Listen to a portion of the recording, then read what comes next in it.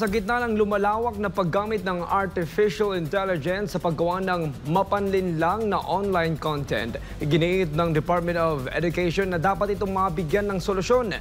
Ano naman kayang hakbang ang gagawin ng kagawaran para masugpo ito? Ating alamin sa balitang ihatid ni James Cruz. Nanawagan si Education Secretary Sony Angara na paigtingin ang pagtuturo ng critical thinking sa mga mag-aaral para maprotektahan sila laban sa mga maling impormasyon at mapanlinlang na artificial intelligence o AI-generated content na kumakalat online. Sa isang ambush interview nitong Miyerkules, Hunyo 18, binigyan diin ni Angara ang kahalagahan ng pagiging mapanuri at maingat sa mga nakikita sa internet, lalo na sa panahon ng artificial intelligence at deepfake technology. Ang pahayag ay kasunod ng pagkalat ng isang AI-generated video kung saan tila may dalawang estudyante umanong kumukustyon sa proseso ng impeachment laban kay Vice President Sara Duterte.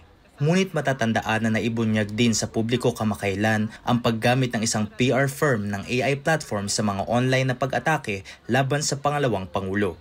Binigyan diin ni VP Sara na bahagi ito ng isang mas malawak at layuning pampolitika. Pero bilang tugon, inihayag ni Angara na kasalukuyang pinag-aaralan ng Department of Education o DepEd ang pagtatayo ng isang AI Research Center para sa mga mag-aaral sa bansa. Layunin nitong turuan ang kabataan kung paano makikilala at malalabanan ang mga mapanlinlang na nilalaman sa digital platforms. Kasabay nito, isinusulong ng DepEd ang mas matibay na kurikulum na magsusulong ng digital literacy at mas malalim na pag-unawa sa mga isyong kinahaharap sa online world, lalo na sa harap ng mabilis na pag-unlad ng teknolohiya.